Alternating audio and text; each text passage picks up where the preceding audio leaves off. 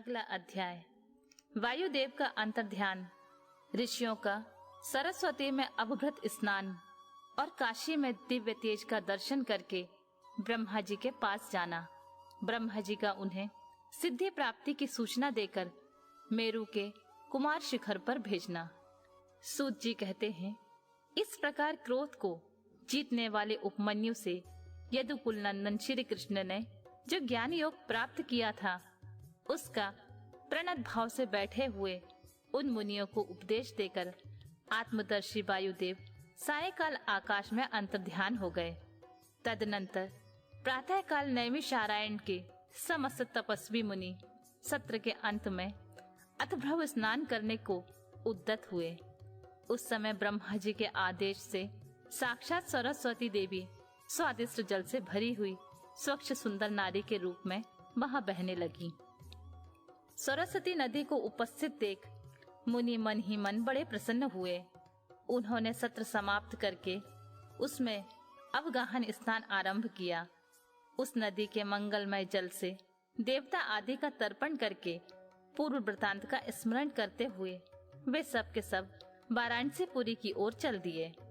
उस समय हिमालय के चरणों से निकलकर दक्षिण की ओर बहने वाली भागीरथी का दर्शन करके उन ऋषियों ने उसमें स्नान किया और भागीरथी के किनारे ही का मार्ग पकड़कर वे आगे बढ़े।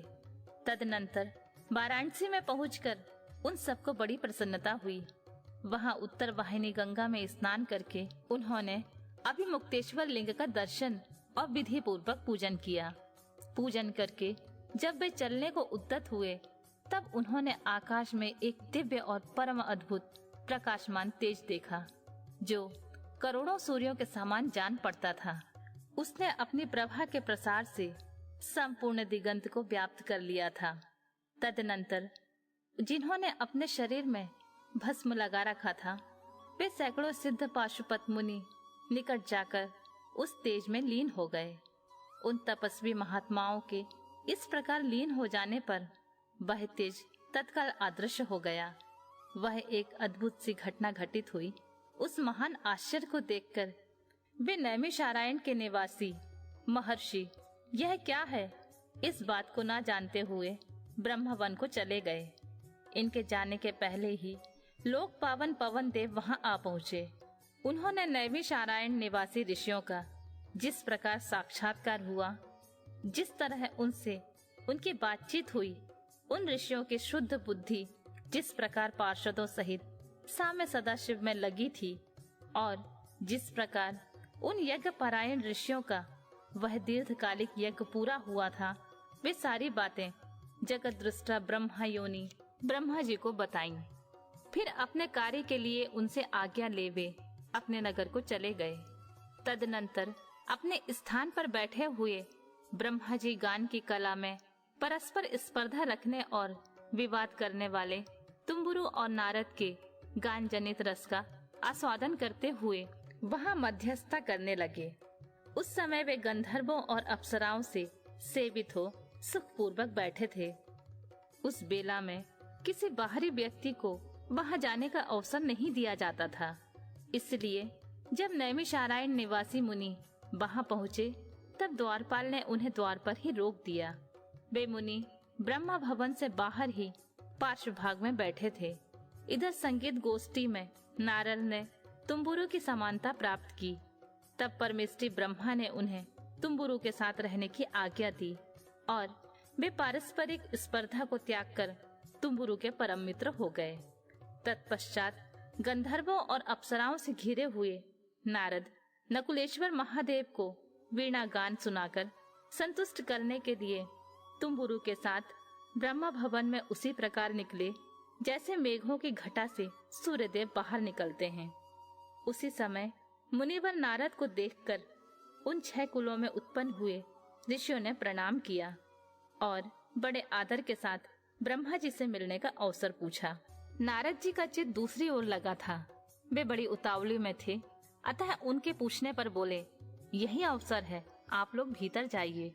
यह कहते हुए वे चले गए। तदनंतर द्वारपाल ने ब्रह्मा जी को उन ऋषियों के आगमन की सूचना दी। उनकी आज्ञा पाकर वे सब एक साथ ब्रह्मा जी के भवन में प्रविष्ट हुए।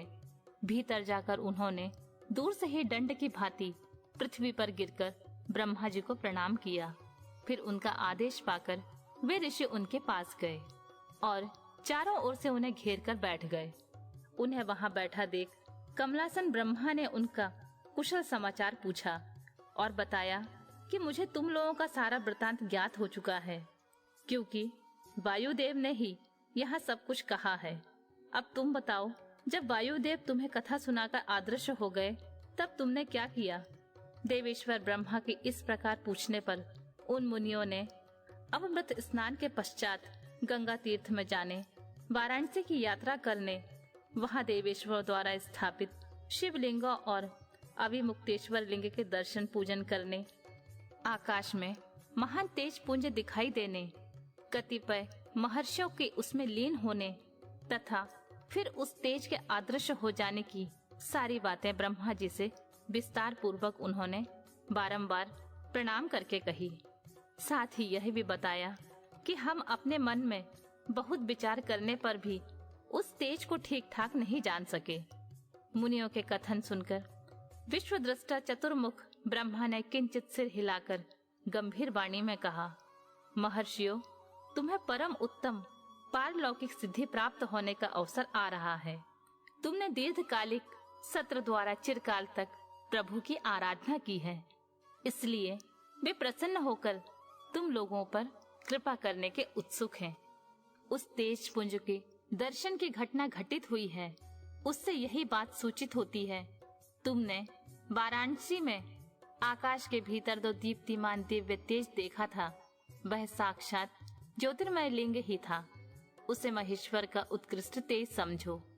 इस तेज में श्रोत और पाशुपत व्रत का पालन करने वाले मुनि, जो स्वधर्म से पूर्णतः निष्ठा रखने वाले थे, वे अपने पाप को दह कर चुके हैं और लीन हुए हैं। लीन होकर वे स्वस्थ एवं मुक्त हो गए हैं। इसी मार्ग से तुम्हें भी शीघ्र ही मुक्ति प्राप्त होने वाली है। तुम्हारे देखे हुए उस तेज से यही बात सूचित होती है। तुम्हारे लिए यह वही समय देववश स्वयं उपस्थित हो गया है। तुम मेरु पर्वत के दक्षिण शिखर पर जहाँ देवता रहते हैं जाओ। वही मेरे पुत्र सनत कुमार, जो उत्कृष्ट मुनि हैं, निवास करते हैं। वे वहाँ साक्षात भूतनाथ नंदी के आगमन की प्रतीक्षा में हैं।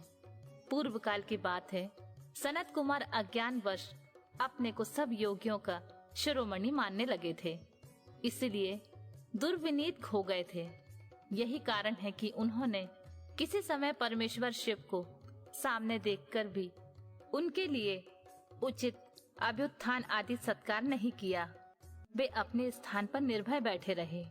उनके इस अपराध से कुपित हो नंदी ने उन्हें बहुत बड़ा ऊंट बना दिया। तब उनके लिए मुझे बहुत बड़ा शोक हुआ और मैंने दीर्घकाल तक महादेव और महादेव की उपासना करके नंदी से भी बड़ी अनुनय विनय की। इस प्रकार प्रयत्न करके किसी तरह उनको ऊंट की योनि से छुटकारा दिलाया और उन्हें पूर्ववत सनत कुमार रूप की प्राप्ति कराई।